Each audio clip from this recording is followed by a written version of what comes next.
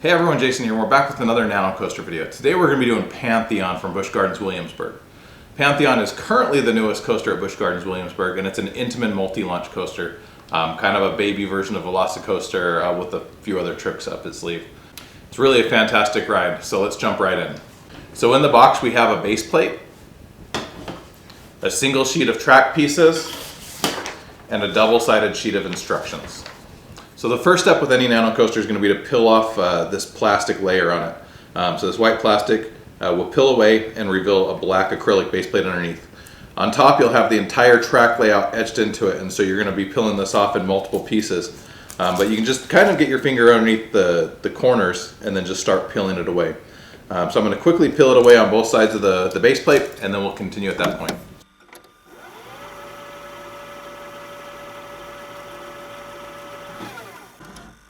So there we have our cleaned off base plate. So if you've seen any of my other videos, you know something I like to add as a logo to the base plate. The pieces, or the kit does come with a little sign here with a little logo. I like to have something a little bit bigger.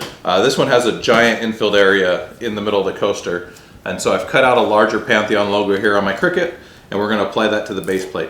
I have included a link to the SVG for this logo down below if this is something you want to do, or if you want to use the logo for any other projects. But I'm just going to quickly apply this to the base plate, and then we'll move on to cutting. So there you can see the bigger logo there. Once again, that's not included with the kit, but it's just something I like to add. So the next step with any nano coaster is going to be to cut out each of the pieces. So for this I have a pair of flush edge wire cutters. The tip sheet says to use the nail clippers. I recommend the flush edge wire cutters. These are available on Amazon. They're pretty cheap. I think I got a 2-pack for like $8. I do have a link to these ones down below. But any flush edge wire cutters really should work. So to cut these out, just around each of the pieces, you'll see these little tabs. And so I'll just kind of come in here as close to the track piece as I can with these wire cutters and just cut them off. So I'm going to continue cutting out each of the pieces here. We'll get them all laid out, and then we'll move on to building. So now we've got each of the pieces cut out, it's time to begin assembly. So the first step on the instructions actually just shows us a blank base plate. That's something that I haven't seen really before. I'm guessing, so that it doesn't say on here anywhere to peel off the brown paper. On the Apollo's Chariot one, step one actually had a blank base plate, but had text next to it that said to peel off the covering. This one doesn't say anything, but I'm guessing that's what it means. The Busch Gardens ones are the first ones I've really noticed that don't have you actually doing a track piece on step one. So we'll move on to step two, which is going to be this piece. It's the shortest piece that we have. And so this piece is going to be coming right here, kind of in the middle area. And it has 3 small tabs on it, and they're 3 small tabs that are almost evenly placed, and so you kind of have to be careful here, I believe. So we're going to start here at the end, right kind of where the track forks, and we'll put the first tab down into place, and then we'll just kind of bend it around and get each of these tabs to line up with the holes on the base plate. Press this track piece all the way down, and then bend over the tabs underneath.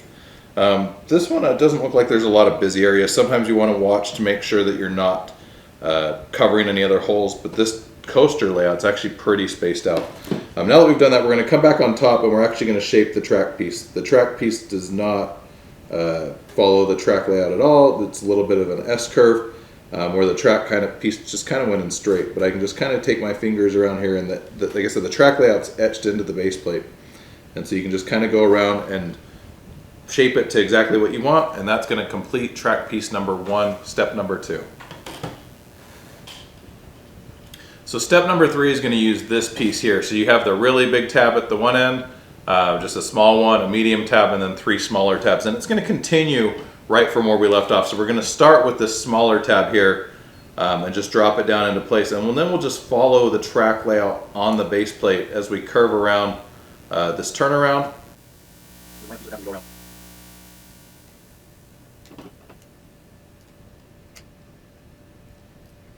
And then we'll fold over the tabs underneath to hold that into place. And then because we kind of just shaped it that way, once again, we're going to want to come on top and just make sure that we're actually following the track layout on the base plate. There's a few places that the track just kind of kinked and didn't really follow the layout exactly as it is. We can also make sure that where the 2 track pieces are, where they connect, that they actually connect and they look right there. So that's going to complete step number 3.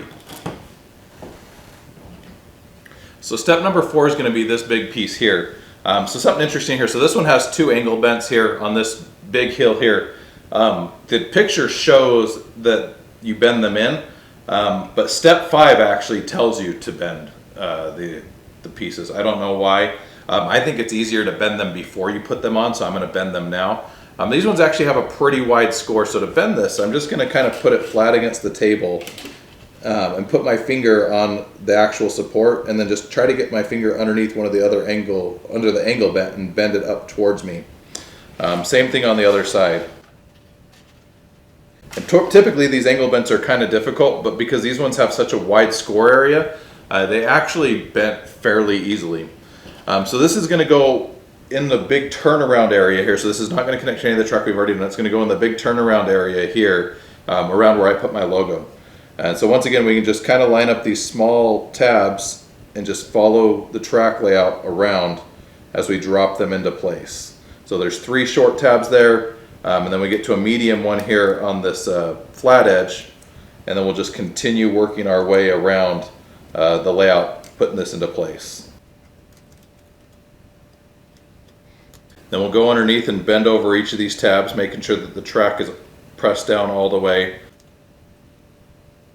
And then once again, come back up here on the top and just bend this and make sure that it's following the track layout exactly how it should be. So that piece actually pretty naturally followed the track layout. So that's going to complete step number 4.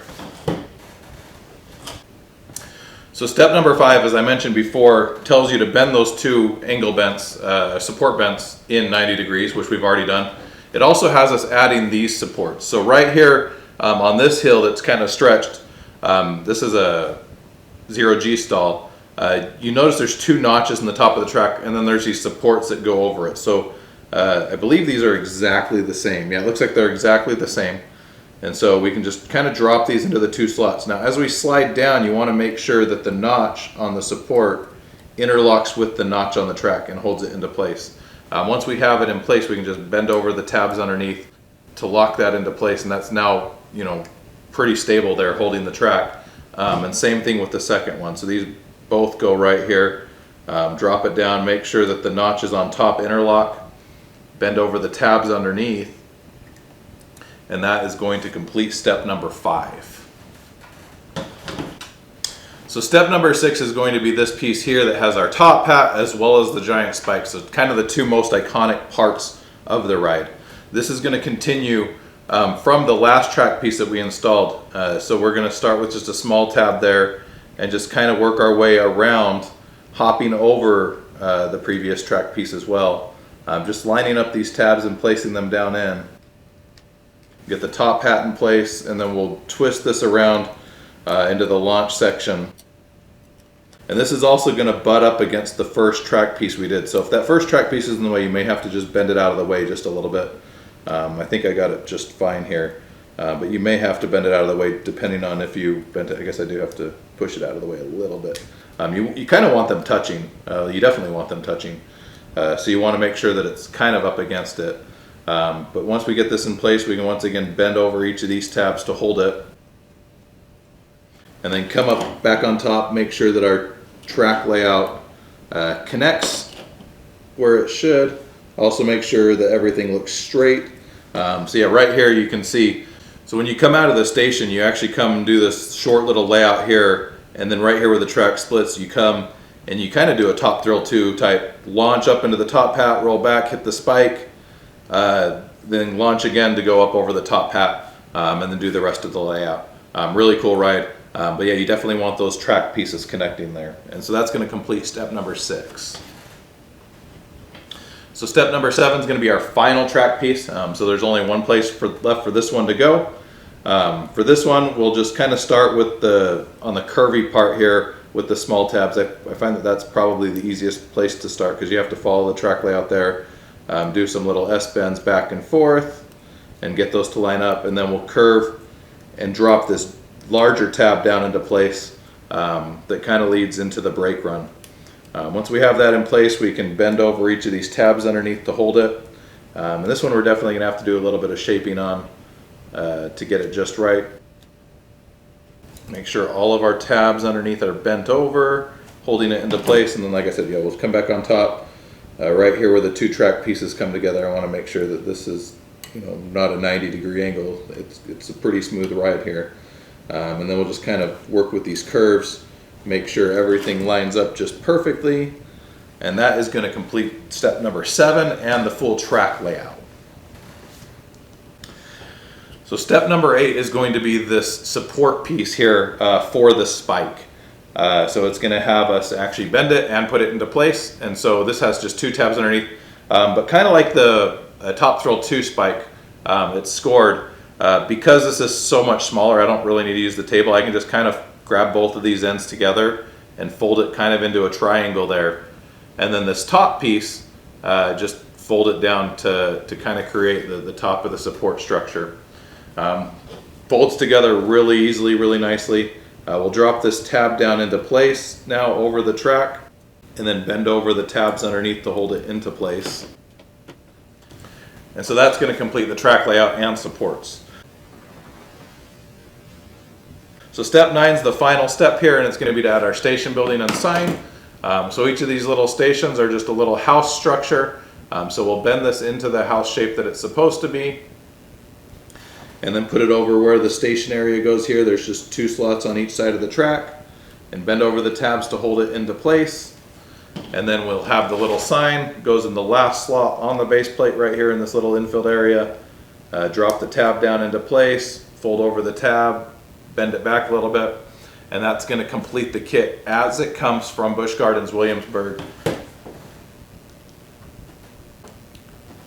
Now, if you've seen any of my other models, you know that I like to add a felt bottom to these kits. You can see how we have all these tabs down here. They snag on things, they catch things.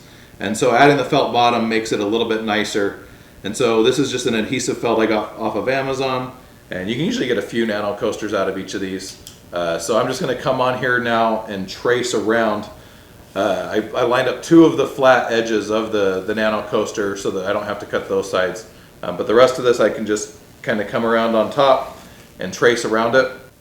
And then we'll take our scissors and we'll cut about 1/8 of an inch inside of where I traced. You want this to be a little bit smaller than the actual base plate. It doesn't have to go quite to the edge. And it's better to have it just a little bit inside than hanging over. If it does hang over a little bit, you can trim it up. It's just a lot easier if you don't have to. So I'm just going to cut around inside of this about 1/8 of an inch.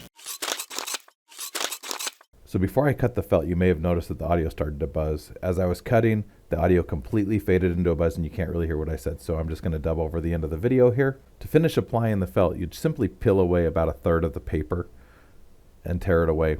From there, you'll take the entire nano coaster and place it over the top, making sure that you're covering up the felt completely. Then you'll peel away the rest of the paper and press down.